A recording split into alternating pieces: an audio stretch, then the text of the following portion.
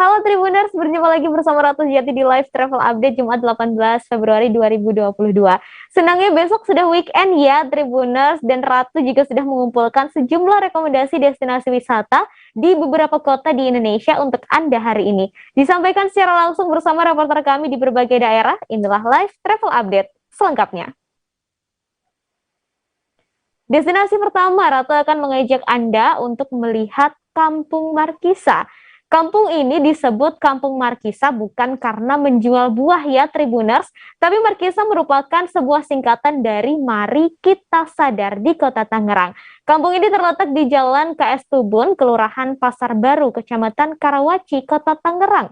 Nah, dari informasi yang Ratu dapat nih, kabarnya dulu kampung ini merupakan kampung kumuh Tribuners, kemudian berbenah dan menjadi kampung yang layak huni nan asri. Seperti apa ya perubahan kampung ini? Sudah ada Rafsan Zani dari Warta Kota di sana. Rafsan Zani, boleh diceritakan soal sejarah dari Kampung Markisa? Ya, terima kasih rekan Ratu. Ya, seperti yang Ratu jelaskan tadi, memang Kampung Markisa ini dulunya merupakan kampung kumuh, bahkan sebagai tempat pembuangan sampah yang terjadi bertahun-tahun lamanya. Bahkan di sana ada dulunya empang yang memuat sampah hingga berbukit sampai 3 atau 4 meteran. Nah, dulunya tempat ini menjadi sarang penyakit. Hal ini dikatakan oleh Ali Nurdin selaku Ketua RW di Kampung Markisa. Kenapa menjadi sarang penyakit? Karena dulunya di sana adalah tempat sampah di mana pada musim kemarau adanya polusi udara melalui bau yang tidak sedap, sedangkan di musim penghujan kerap terjadi banjir yang membuat banjirnya bercampur dengan sampah sehingga kerap memunculkan penyakit seperti gatal-gatal dan juga diare. Namun tahun 2015 masyarakat setempat berbenah bergotong royong, puncaknya saat program PHBS, Perilaku Hidup Bersih dan Sehat di tahun 2017.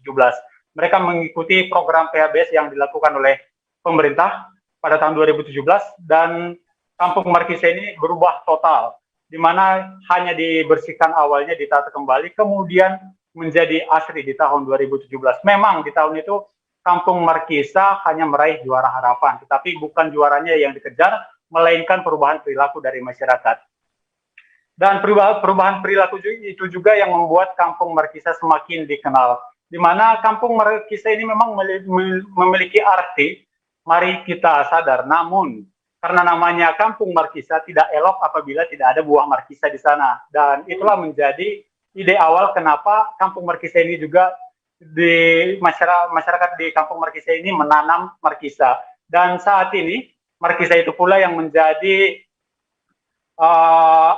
gambaran ataupun markisa itu juga menjadi modal bagi masyarakat untuk dipromosikan keluar. Karena apa? Karena setiap panen di sana akan ada sirup markisa.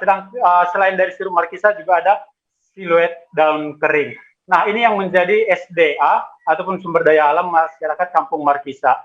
Dan dari sejarah itu pula Kampung Markisa menjadi kampung edu wisata, dan di mana dari 34 provinsi yang ada di Indonesia, perwakilan dari 32 provinsi sudah pernah datang ke Kampung Markisa untuk belajar bagaimana mengolah kampung tematik.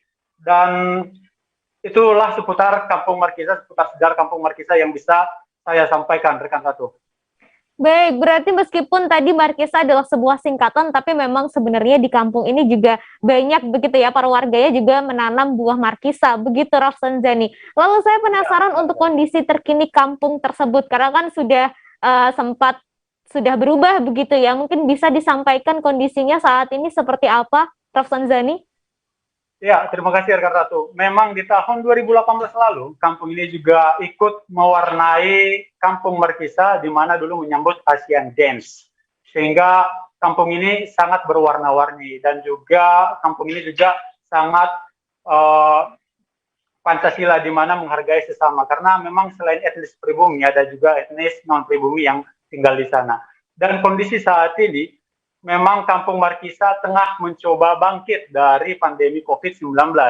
Dan kabar baiknya adalah di tahun 2021 kemarin, tepatnya di bulan Desember, Yayasan Menteri BUMN, yaitu Yayasan Erick Thohir tepatnya, itu datang untuk membantu Kampung Markisa untuk bangkit kembali. Dan Yayasan Erick Thohir ini juga membuat ataupun memberikan semangat kepada masyarakat ataupun pengurus Kampung Markisa untuk bangkit kembali. Di mana di sana sekarang sudah ada gazebo, tempat bertukar pikiran antar masyarakat bagaimana nantinya untuk memajukan kampung ini. Dan juga ada juga di sana posyandu dan fasilitas yang lainnya untuk masyarakat untuk belajar dan juga untuk lebih maju dan lebih baik ke depan. Seperti itu rekan Ratu. Baik, kemudian kampung ini sempat masuk nominasi destinasi wisata kreatif terpopuler tahun 2019. Saya penasaran untuk harapan dari pengurus Kampung Markisa ke depannya seperti apa, Rafsan Zani? Ya, adapun harapan dari pengurus Kampung Markisa tentunya adalah mempertahankan perilaku masyarakat dari Kampung Markisa itu sendiri. Dan di mana dengan perilaku yang hidup bersih, kemudian sadarkan kebersihan lingkungan yang asri, ini membuat masyarakat semakin nyaman untuk tinggal jauh dari penyakit, dan tentunya tempat bertukar pikiran dapat membuka ataupun memberikan ide-ide baru kepada masyarakat. Di mana harapannya di sinilah masyarakat bisa meningkatkan kembali UMKM yang ada, baik itu penjualan dari siluet daun kering, baik itu juga produksi dari sirup Markisa. Jadi semuanya berpikir bahwa bagaimana nanti UMKM di Kampung Markisa ini bisa maju ke depan untuk membantu kesejahteraan masyarakatnya. Seperti itu, rekan Ratu. Baik, terima kasih Rafsan Zani atas informasinya, dan Tribuners Rafsan Zani juga sempat berbincang dengan Ketua RW 2 Kampung Markisa, ada M. Ali Nurdin. Berikut liputannya untuk Anda. Sedikit sejarah dari Kampung Markisa ini, Pak. Gimana? Kenapa disebut sebagai Kampung Markisa? Dulu tempat kita berada ini adalah tempat pembuangan sampah. Itu terjadi sekitar 40 tahunan.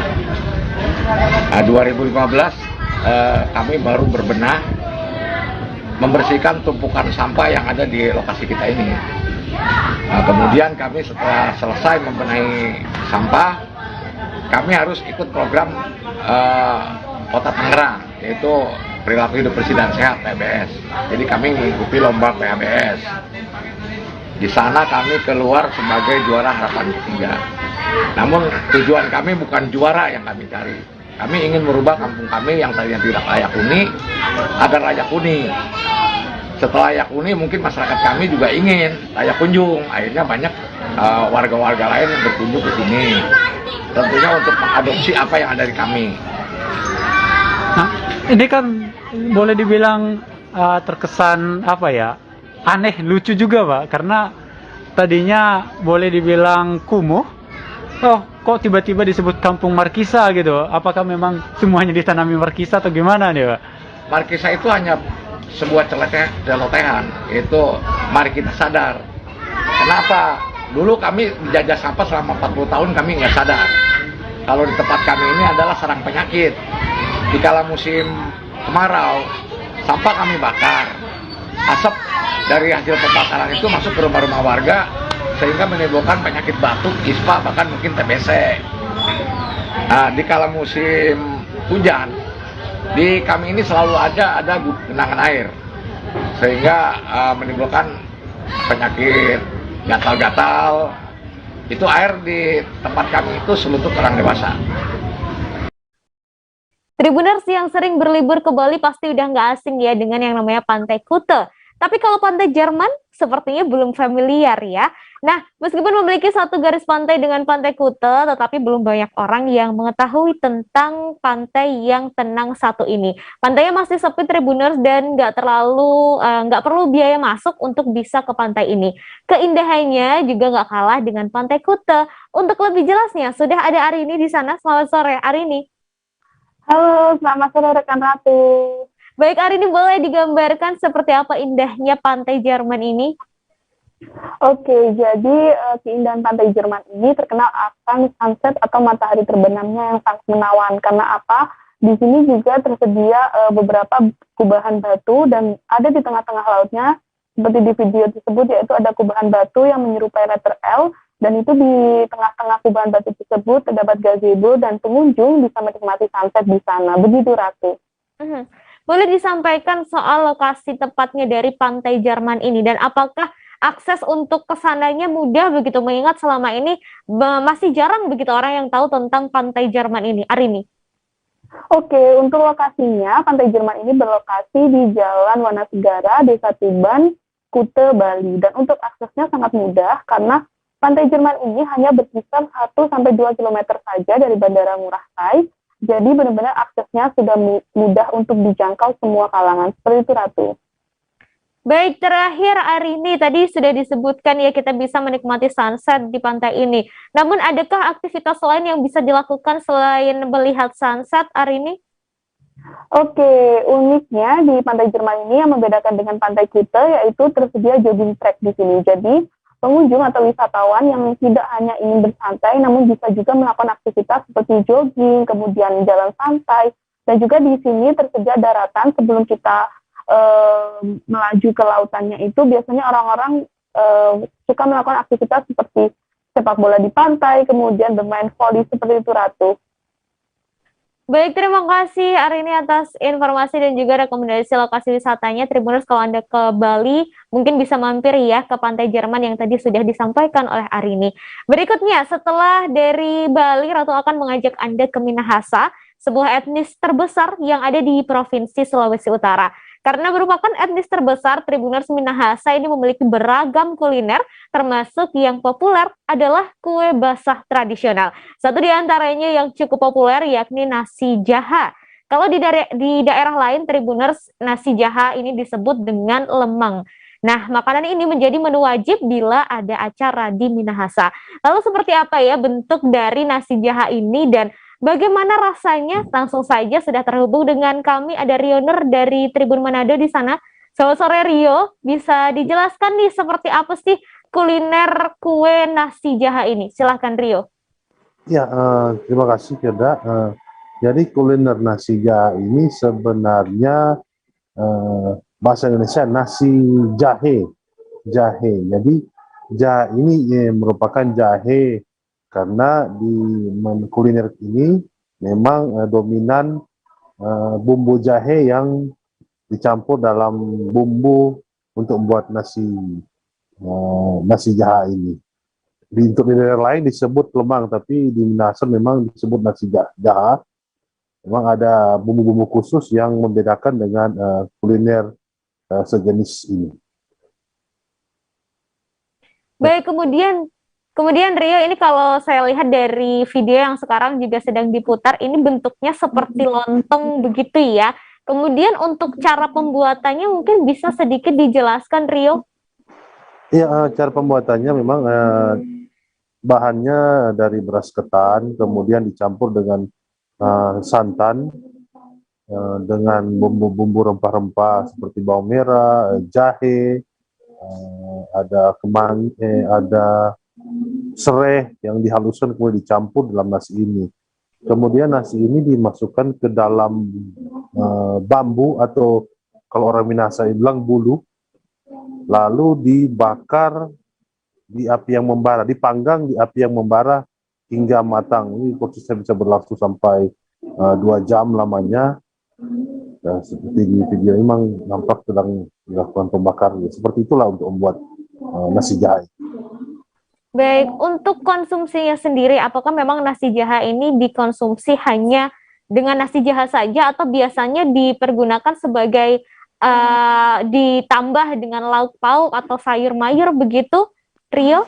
Iya, memang nasi jahe ini bisa digunakan, dikonsumsi sebagai kue untuk mendampingi minum kopi atau minum teh. Biasanya sarapan pagi bisa menggunakan nasi jahe, dan nasi jahe ini juga populer di rumah makan atau rumah kopi yang ada di Kota Manado. Memang sering menjual nasi jahe ini.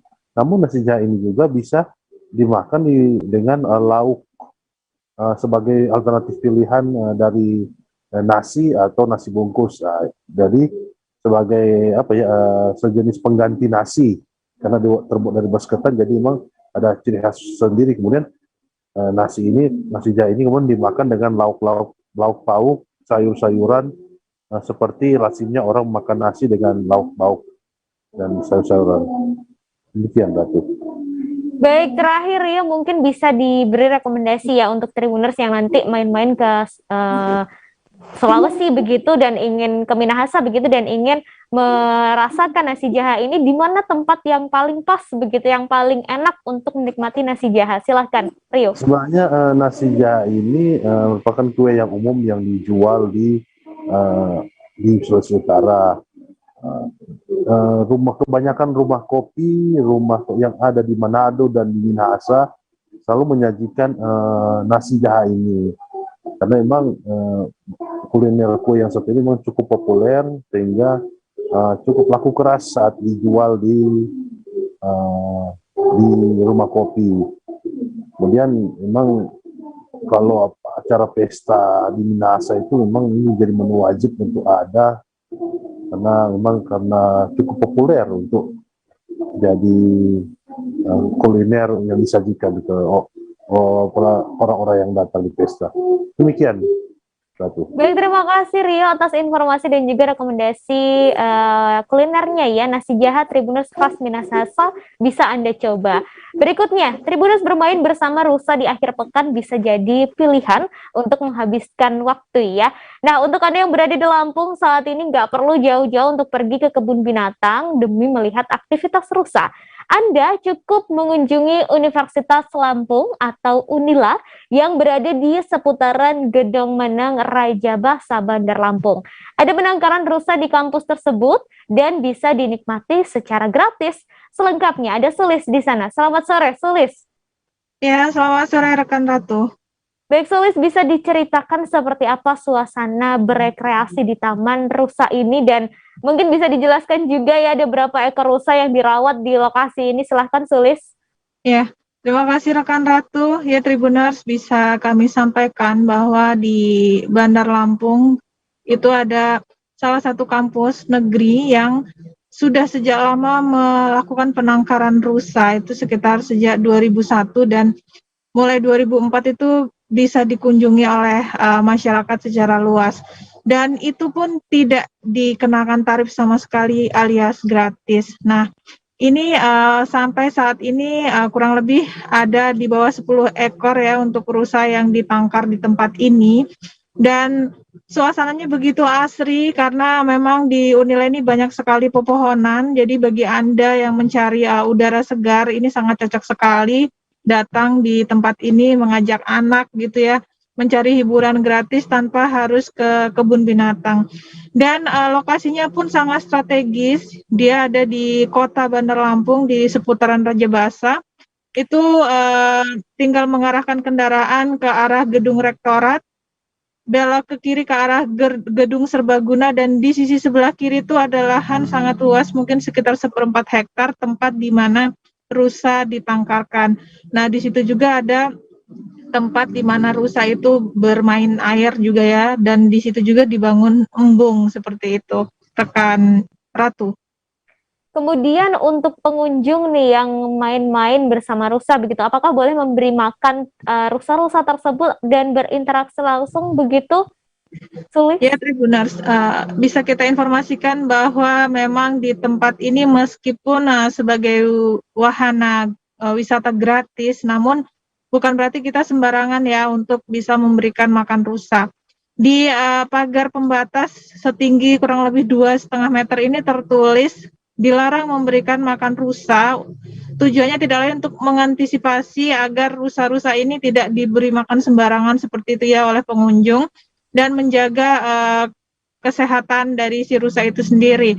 Terlebih memang kita tidak bisa menjamin pengunjung ini apakah selektif dalam memberi makan atau tidak, sehingga yang bisa dilakukan pengunjung hanya menikmati keberadaan rusa-rusa ini dan mungkin berinteraksi secara langsung, namun tetap berbatas pagar. Jadi kita tidak bisa langsung masuk ke area dalam kandang. Seperti itu rekan Ratu. Dan bisa kami tambahkan informasi, ada yang unik dari rusa-rusa yang ditangkar di Unila ini, di mana diberi nama tokoh-tokoh atau guru besar atau pejabat dari Unila sendiri. Contohnya ada yang namanya Karomani, Sugeng. Itu kalau Karomani saat ini masih menjabat rektor, sementara Sugeng itu adalah mantan rektor Unila terdahulu, seperti itu. Ada juga diberi nama Lucy, Ati, Dwi yang semuanya itu adalah nama tokoh-tokoh Unila atau para pimpinan Unila. Demikian rekan Ratu. Baik, kemudian terakhir, Sulis, ini bisa disebutkan juga apakah Taman Rusa ini memiliki jam operasional khusus begitu, atau memang pengunjung bisa berkunjung ke lokasi ini kapan saja? Oke, ya rekan Ratu, Unila ini terbuka setiap harinya bagi mahasiswa, karena memang aktivitas mahasiswa di kampus juga masih aktif meskipun kondisi pandemi. Namun juga pengunjung dari masyarakat umum bisa datang ke lingkungan Unila ini setiap harinya, dan terutama sangat biasanya ya akan sedikit lebih ramai pada saat weekend, karena ada area jogging track, ada area olahraga yang cukup luas di sekitaran embung sekitaran dari penangkaran rusa sendiri, sehingga pada saat kondisi weekend itu jumlah pengunjung lebih ramai dibandingkan ketika hari normal seperti itu. Nah, di sini juga selain Anda menikmati wisata gratis, wisata rusa, Anda juga bisa menikmati beberapa titik embung lainnya yang juga di sekitarnya ada tempat menjajakan makanan, sehingga Anda bisa membawa anak untuk bermain di tempat yang luas dan juga menikmati kulineran di Unila. Demikian rekan Ratu. Baik, terima kasih Sulis atas rekomendasi lokasi wisata gratis yang ada di Unila ya, Tribuners. Bisa bermain bersama rusa, tapi ada beberapa peraturan yang memang harus ditaati. Baik, Tribuners, setelah ini kami akan kembali lagi tentunya dengan beragam rekomendasi lokasi wisata lainnya di beberapa kota di Indonesia. Tetap bersama kami di Live Travel Update. Gitu ya. Tukang kok. Ya, saya baca itu, Pak. Tuh kan, pernah baca kan? Ya. Jadi kalau saya jadi tanggal, itu udah bersyukur banget. Si anak ini dijadikan sebagai tersangka begitu. Ya, kalau ini kita bicara yang di luar kasus Sebongombo ya. Dikenal dengan nama hujan shower, di mana terdapat batas jelas antara daerah hujan dan tidak hujan yang biasanya terjadi pada fase awal mature stage atau tahap Berbahaya dewasa. itu, Kang. Jadi mulai artinya terjadinya perlembekan. Nah, itu untuk penetrasi akan sulit gitu ya. Dok, saya ini menurut saya memang tidak mudah, bukan urusan tanah diambil. Kalau misalnya Amerika Serikat sekarang, Rasulullah mengatakan dalam sebuah hadis bahwa berpuasa di 6 hari Syawal itu. Oke, apa kabar Bang Ariski di sini untuk strateginya? Kalau saya sendiri di Game Week 37 ini yang semalam baru mulai, Apa yang dirasakan Kak Fernita? Sebenarnya aku nggak ngerasa itu penangkapan atau penggerebegan atau apapun itu, karena gini loh, posisinya aku kriteria. Jadi kita mengenal disebut dengan stroke yang tidak berdarah dengan stroke yang berdarah. Stroke yang tidak berdarah itu biasanya ditandai dengan adanya penyumbatan. Kalau itu terjadi di sini mungkin pikirnya tidak ke situ kali ya, tapi kalau di Korea atau di Kamboja itu ada beberapa paper yang Saya itu Mas, ya, dulunya tukang koran. oh gitu ya. Tukang koran. Ya, saya baca itu, Pak. Tuh kan, pernah baca kan? Ya. Jadi kalau saya jadi tanggal, itu udah bersyukur banget. Si anak ini dijadikan sebagai tersangka begitu. Ya, kalau ini kita bicara yang di luar kasus Sebongombo ya. Dikenal dengan nama hujan shower, di mana terdapat batas jelas antara daerah hujan dan tidak hujan yang biasanya terjadi pada fase awal mature stage atau tahap Berbahaya dewasa. itu, Kang. Jadi mulai artinya terjadinya perlembekan. Nah, itu untuk penetrasi akan sulit gitu ya. Dok, saya ini menurut saya memang tidak mudah, bukan urusan tanah diambil. Kalau misalnya Amerika Serikat sekarang, Rasulullah mengatakan dalam sebuah hadis bahwa berpuasa di 6 hari Syawal itu. Oke, apa kabar Bang Ariski di sini untuk strateginya? Kalau saya sendiri di Game Week 37 ini yang semalam baru mulai, Apa yang saya dirasakan udah Kak Fernita? sebenarnya aku nggak ngerasa itu penangkapan atau penggerebegan atau apapun itu, karena gini loh, posisinya aku kriteria. Jadi kita mengenal disebut dengan stroke yang tidak berdarah dengan stroke yang berdarah. Stroke yang tidak berdarah itu biasanya ditandai dengan adanya penyumbatan. kalau itu terjadi di sini mungkin pikirnya tidak ke situ kali ya, tapi kalau di Korea atau di Kamboja itu ada beberapa paper yang saya itu mas, ya dulunya tukang koran. Oh gitu ya. Tukang koran. Ya saya baca itu Pak. Tuh kan pernah baca kan? Ya. Jadi kalau saya jadi tanggal itu udah bersyukur banget. Si anak ini dijadikan sebagai tersangka begitu. Ya kalau ini kita bicara yang di luar kasus Sukombo ya. Dengan nama hujan shower, di mana terdapat batas jelas antara daerah hujan dan tidak hujan yang biasanya terjadi pada fase awal mature stage atau tahap Berbahaya dewasa. itu Kang. Jadi mulai artinya terjadinya perlembekan. Nah itu untuk penetrasi akan sulit. Gitu ya. Dok, saya ini menurut saya memang tidak mudah, bukan urusan tanah diambil.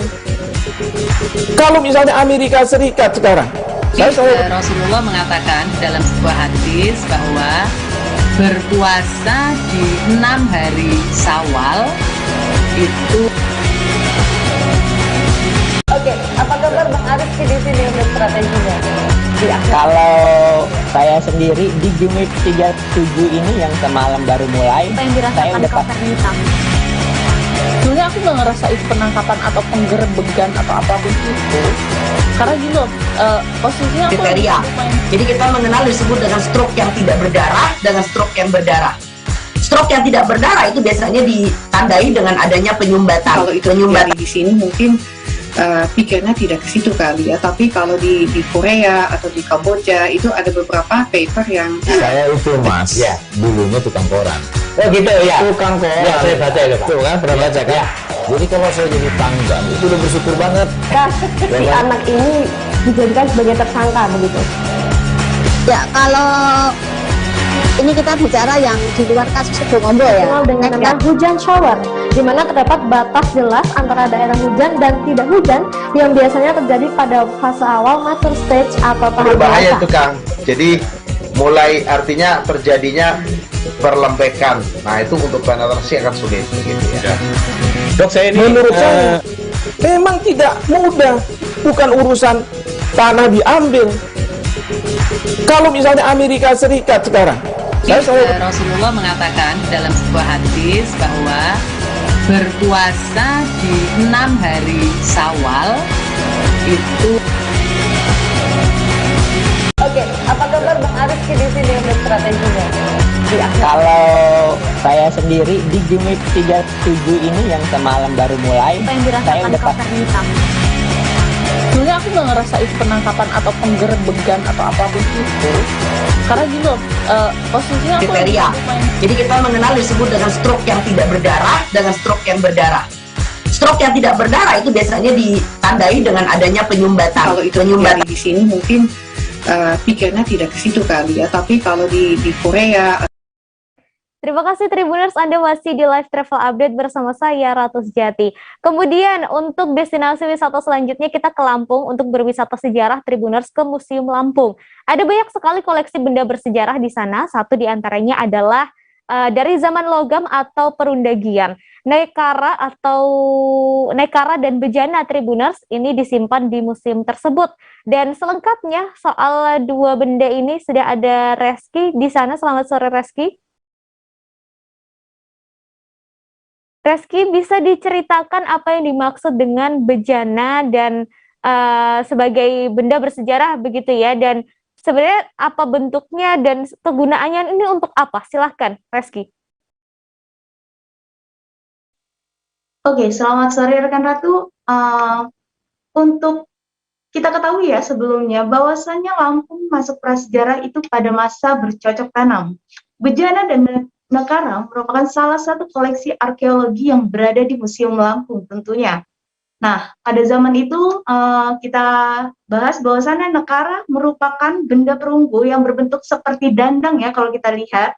Nah, di tengahnya itu terdapat selaput atau suara dari berupa perunggu yang berfungsi untuk sebagai alat musik yang digunakan untuk pemanggilan hujan pada saat kemarau tentunya. Nah, saat itu digunakan sebagai ritual tertentu tentunya. Nekara tersebut ditemukan di Tulang Bawang dan Lampung Timur, ditemukan pada masyarakat yang sedang melakukan penggalian. Nekara tersebut uniknya nih, kalau kita perhatikan ya, bahwasannya di situ ada lambang matahari dan kodok nih, di mana terdapat filosofi bahwasanya matahari merupakan sumber energi dan kodok melambangkan air atau hujan. Kurang lebih seperti itu, rekan Ratu. Baik, itu untuk negara ya, Reski. Kemudian kalau bejana sendiri ini seperti apa bentuknya dan kegunaannya? Oke, terima kasih rekan Ratu. Bahwasannya bejana merupakan benda yang terbuat dari perunggu yang berfungsi sebagai wadah air suci pada upacara keagamaan. Bejana itu berbentuk lonjong, langsing, yang bermotif unik. Tapi di uniknya, motif tersebut ada filosofinya yang terkhusus nih tentunya. Dan bejana itu informasinya hanya terdapat 3 di Indonesia. 1 diantaranya di Lampung, 2 di Danau dekat Kerinci, Sumatera, dan yang ketiga itu ada di Madura. Kurang lebih seperti itu, rekan Ratu. Baik, kemudian terakhir, ini apakah kedua benda tersebut diperjualbelikan, Reski? Lalu jika ada pengunjung yang datang nih, apakah 2 benda itu boleh disentuh begitu? Oke, kalau untuk diperjualbelikan, untuk di Museum Lampung itu sendiri kita ketahui bahwasannya terdapat makna koleksi dari Peraturan Perundang-undangan Nomor 66 Tahun 2015 tentang museum nih. Nah, jadi untuk diperjualbelikan itu tidak mungkin ya, karena masuk dalam cagar budaya Lampung. Nah, untuk dipegang atau enggaknya oleh pengunjung itu tidak boleh, karena itu memiliki sekat dan kacanya, jadi tidak bisa dipegang juga. Kurang lebih seperti itu, rekan Ratu. Baik, terima kasih Reski. Dan tadi Reski juga sempat berbincang dengan Kurator Museum Lampung, ada Imade Giri Gunadi. Berikut liputannya untuk Anda. Yang memiliki ruang tampang pemukul dan tingginya itu hampir sama. Jadi itu yang membedakan dia masuk ke dalam tipe Heger 1. Nah, kemudian sampai kapan ada di Lampung ya. Nah, ini kalau melihat dari temuannya, dia dari terus daerah Tulang Bawang dan Lampung Timur, itu adalah daerah-daerah yang memiliki transportasi ya. Kalau daerah Tulang Bawang itu ada sungai Tulang Bawangnya, itu melintasi itu. Dan kalau di Lampung Timur itu pesisir timur ya, itu semua adalah celah pintu masuknya dunia luar itu. Jadi pada 300 sebelum Masehi itu orang-orang Lampung ya masa itu sudah melakukan komunikasi dengan luar itu.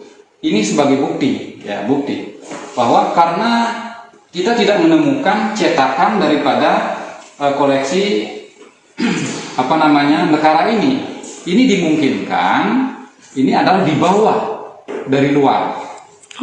Dibawa dari luar. Nah, ini ya bahannya itu adalah perunggu, sudah ada semacam pencetakannya. Nah, kalau di daerah Bali itu bahkan sudah dibuat secara lokal. Itu ada namanya negara yang ada di Pejeng, ya bulan Pejeng itu disebutnya di sana. Oh, iya. Itu sudah ada cetakannya, itu sudah buat di situ. Nah, menariknya negara ini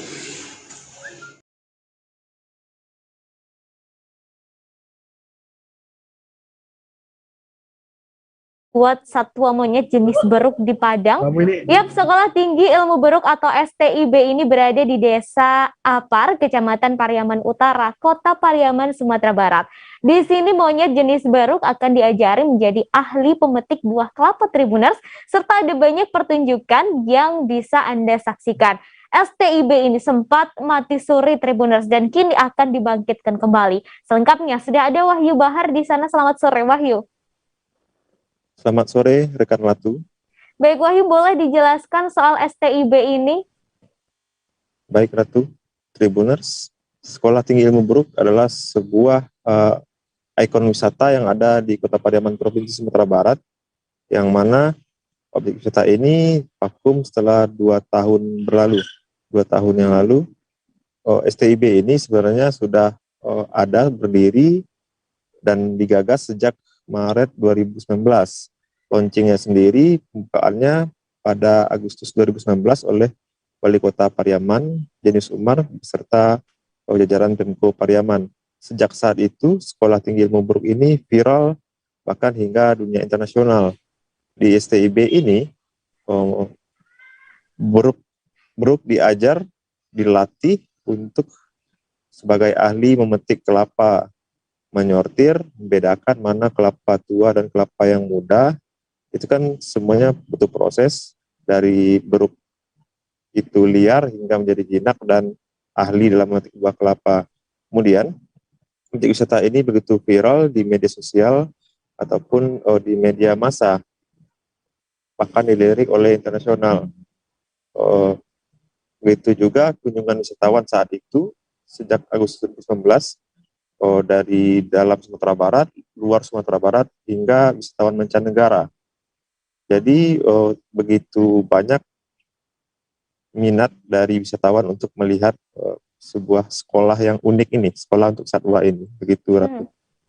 Baik, kemudian setelah mengundang banyak perhatian, bahkan sampai perhatian mancanegara begitu. Lalu sejak kapan STIB ini vakum dan sebenarnya apa penyebabnya, Wahyu? Jadi penuturan dari Direktur BUMDes Apar Mandiri yang juga pengelola dari Sekolah Tinggi Ilmu Buruk ini, Fadil Muhammad, mengatakan bahwasannya STIB vakum sejak Maret 2020. Jadi saat itu pandemi melanda dunia dan berdampak hingga ke Sumatera Barat, khususnya Kota Pariaman. Jadi saat itu pengelolaan ataupun objek wisata ini harus ditutup. Kemudian alasan lainnya ialah pengelola juga tidak mampu untuk menghandle pengeluaran dari objek wisata ini, termasuk dana-dana untuk pelatih dari beruk itu sendiri, nutrisi untuk beruk itu sendiri, dan lain semacamnya. Kemudian seiring berjalannya waktu, meski STIB ini tutup, cukup banyak wisatawan yang masih berdatangan ke lokasi. Berdasarkan keterangan dari warga setempat, berbagai kendaraan roda 4 datang dari Pekanbaru ataupun dari Kota Medan masih mengunjungi lokasi ini, sementara STIB sudah tutup. Begitu, Ratu. Baik, kemudian sempat mati dan sekarang akan dihidupkan kembali. Sudah sejauh apa prosesnya, Wahyu? Jadi penuturan dari Fadil Muhammad, dia mengatakan bahwa saat ini pihaknya bersama masyarakat ataupun Dinas Pariwisata sudah akan meluncing kembali, meresmikan kembali Sekolah Tinggi Ilmu Buruk ini di lokasi yang baru. Saat ini tanah ataupun lahan sudah dipastikan ada untuk STIB di dekat Apar Pariaman Mangrove Park dan konservasi penyu yang ada di Desa Apar, Kota Pariaman. Jadi lokasinya yang baru ini akan terintegrasi, terpadu di satu lokasi kawasan wisata.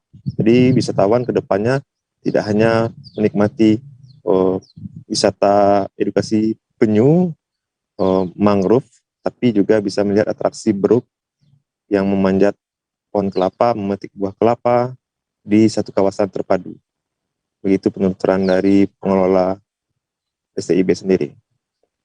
Baik, terima kasih Wahyu atas rekomendasi lokasi wisatanya ya. STIB Tribuners ini bisa menjadi satu tempat yang dipilih untuk menghabiskan akhir pekan ya. Tadi Wahyu juga sempat berbincang dengan Direktur BUMDes Apar Mandiri, ada Fadil Muhammad. Kita dengarkan wawancaranya, silahkan.